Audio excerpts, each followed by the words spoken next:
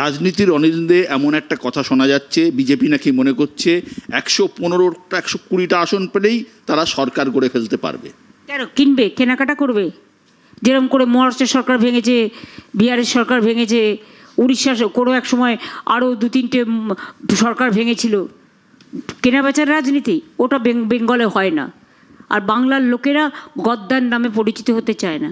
যে একবার গদ্দার হয়ে যায় না, সে আর জীবনে মানুষের কাছে ভালোবাসা পায় না, সম্মান পায় না। এটা বাংলায় সম্ভব নয়। ফের রাজ্যপাল সংঘাত, রবির পরিবর্তন মন্তব্যে বিতর্ক। রাজ্যপাল বিজেপি আঁতাতের অভিযোগ মমতার, লোকভবনে বাক্স ঢোকার অভিযোগ তৃণমূল নেত্রীর। এডিটর ইস্ট বিশ্ব মজুমদারের সঙ্গে এক্সক্লুসিভ সাক্ষাৎকার।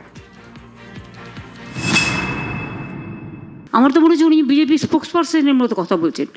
রাজ্যপালের চেয়ারটা হচ্ছে নমিনেটেড রেসপেক্টেড চেয়ার। ওনার এই ধরনের বিবৃতি দেওয়ার কোনো অথরিটি নেই। উনি এটাই তামিলনাড়ুতে করে এসেছেন। এবার নতুন রাজ্যপালের সাথে আবার একটা সংঘাতের পর্ব। না না, আমার সাথে সংঘাত করার তো কোনো ব্যাপার হয়নি। তার কারণ আমি অনেক কিছু জানি যে লাট সাহেবের বাড়ি থেকে বিজেপির সব কিছু ডিস্ট্রিবিউশন হচ্ছে এবং উইদাউট চেকিংয়ে লোক ঢুকে যাচ্ছে বাক্স নিয়ে নিয়ে, অ্যাটাচি নিয়ে নিয়ে। সেগুলোতে কী আছে?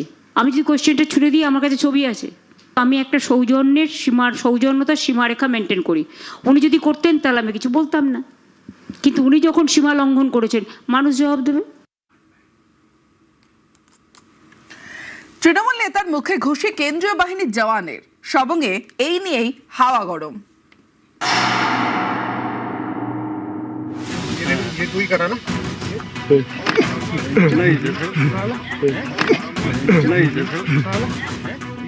কেন্দ্রীয় বাহিনীর জওয়ানের পাশে দাঁড়িয়ে তৃণমূল নেতা কথা বলছিলেন।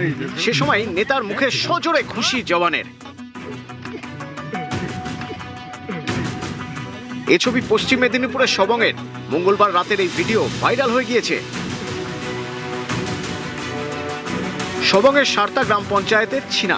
মঙ্গলবার রাতে এখানে বাড়ি বাড়ি প্রচার করে বিজেপি। অভিযোগ, সেই সময় বাধা দেয় তৃণমূল, তারা মানতে নারাজ। তৃণমূলের পাল্টা দাবি, ওড়িশা থেকে লোক এনে প্রচার করছিল বিজেপি, তাদের বাধা দেন স্থানীয়রা। এ নিয়ে উত্তেজনা ছড়ায়। এলাকায় পৌঁছয় পুলিশ এবং কেন্দ্রীয় বাহিনী। তখনই এলাকার তৃণমূল নেতা বিজয় কুমার জানাকে সজোরে ঘুষি মারেন কেন্দ্রীয় বাহিনীর এক জওয়ান।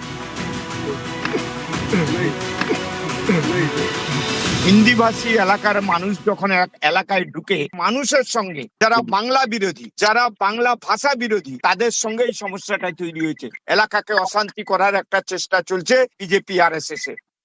মোর্চার মেয়েরা প্রচার করতে গেছিল, তারপর ডাকাত বা চোর কেউ নয়, একটা বিজেপির সিম্বল নিয়ে গেছে।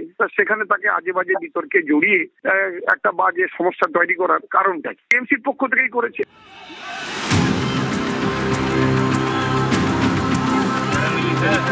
গত মঙ্গলবারই কেন্দ্রীয় বাহিনীর বিরুদ্ধে অভিযোগ তোলেন ফালাকাটার বিজেপি প্রার্থী দীপক বর্মন। তার অভিযোগ, বিজেপি কর্মীদের মারধর করেন কেন্দ্রীয় বাহিনীর জওয়ানরা। ওই দিন ফালাকাটার কাদম্বিনী চা বাগানে প্রচার করে বিজেপি। অভিযোগ, সেই সময় হামলা, বিজেপি প্রার্থী দীপক বর্মনকে মারধর করা হয় বলে অভিযোগ।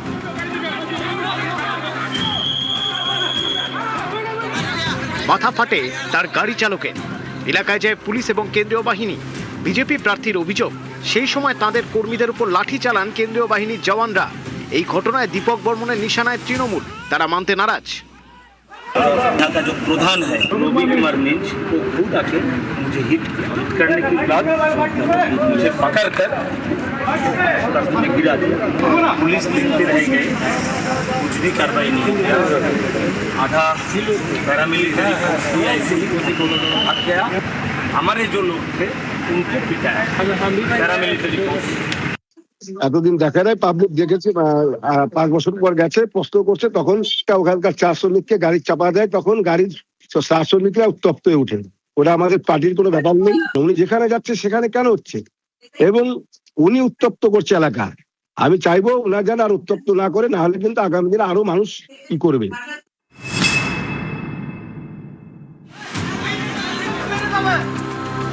বীরভূমের নানুর বিধানসভা কেন্দ্রের সিঙ্গি গ্রাম। বৃহস্পতিবার এখানে প্রচার করেন তৃণমূল প্রার্থী বিধানচন্দ্র মাঝি। অভিযোগ, সেই সময় বিজেপি প্রার্থীর পোস্টার এবং পতাকা ছিঁড়ে দেওয়া হয়, মারধর করা হয় বিজেপি কর্মীদের। এলাকায় পুলিশ গেলে উত্তেজনা বাড়ে। বিজেপির অভিযোগ উড়িয়ে দিয়েছেন তৃণমূল প্রার্থী। আমাদের বিজেপি ফ্ল্যাগ ফেস্টুন ব্যানার ছিঁড়ে এখানে আমাদের ছেলেদের উপর হামলা করে, আমাদের গ্রামের পাড়ার সাধারণ মানুষের উপর হামলা করে। কারা করেছে ছিলেন? বিধান মাঝি, সঞ্জীব মুখার্জি, অঞ্চল সভাপতি দাঁড়িয়ে থেকে এটা করেছে, খেলন শেখ, বাবুলাল শেখ, ভিলেজ পুলিশ দাঁড়িয়ে থেকে সব কাণ্ড শুরু করছে। ওরা হয়তো ভয় পেয়ে মিথ্যা অভিযোগ করছে। যদি কেউ ছিঁড়ে থাকে বা ফেলে থাকে, জানবেন যে বিজেপির লোক, তারা আমাদের দলে ভিড়েছিল, ঝামেলা লাগানোর জন্য এটা করছে। তখন বিজেপির পায়ের তোলা মাটি নেই।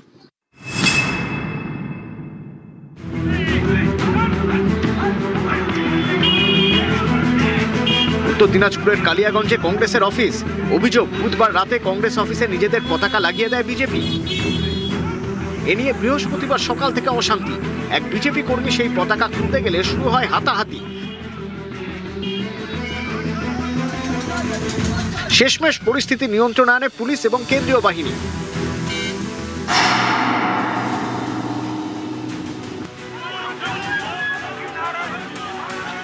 উত্তর 24 পরগনার বনগাঁ উত্তর বিধানসভা আসন। এখানকার বিজেপি প্রার্থী অশোক কীর্তনিয়া এদিন সকালে প্রচার করেন সুভাষপল্লীতে। অভিযোগ, কয়েকজন তৃণমূল কর্মী তাদের বাধা দেন, এতে উত্তেজনা ছড়ায়। রাস্তায় বসে বিক্ষোভ দেখান বিজেপি প্রার্থী। বিজেপির অভিযোগ মানতে নারাজ তৃণমূল। নন্দীগ্রামে বামে ফাটল। এই বিধানসভা আসনে সিপিআই প্রার্থীর বিরুদ্ধে লড়ছে আইএসএফ, আর সেই আইএসএফ প্রার্থীকে সমর্থন করার সিদ্ধান্ত সিপিআইএম এর, আর এ নিয়েই জোর শোরগোল।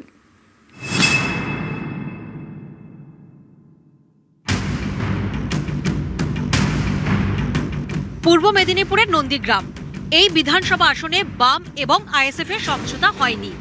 শান্তিগিরিকে প্রার্থী করেছে সিপিআই। তাঁর সমর্থনে দেওয়ালে দেওয়ালে প্রচার। সবে মিরাজ আলী খানকে টিকিট দিয়েছে আইএসএফ, তাঁর প্রচারও চলছে।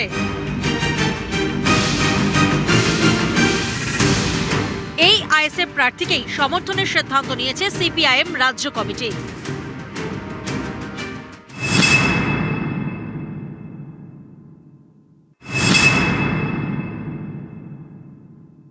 আমাদের পার্টির প্রধান লক্ষ্য হচ্ছে এই পশ্চিমবাংলায় তৃণমূল এবং বিজেপির যে বাইনারি, ওদের কাছ থেকে মানুষকে টেনে নিয়ে আসা।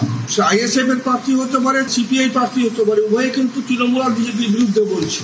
অতএব তৃণমূলের পক্ষে যে ভোটার, বিজেপির পক্ষে যে ভোটার ছিল, সেই ভোটারকে টেনে নিয়ে আনতেছি। সিপিআইএম এর জোট শরিক সিপিআই। নন্দীগ্রামে সিপিআই এর প্রার্থী শান্তিগিরি, তাঁর সমর্থনে প্রচারেও নামে সিপিআইএম। 23 এপ্রিল প্রথম দফায় নন্দীগ্রামে ভোট। তার আগে বৃহস্পতিবার সিপিআইএম রাজ্য নেতৃত্বের নির্দেশ। নন্দীগ্রামে বৈঠকে বসে আইএসএফ এবং সিপিআইএম এর নেতারা। রাজ্য নেতৃত্বের নির্দেশ মতো এই বৈঠকেই সিপিআইএম নেতারা জানিয়ে দেন, সিপিআই নয়, নন্দীগ্রামে তারা সমর্থন করবে আইএসএফ প্রার্থীকে।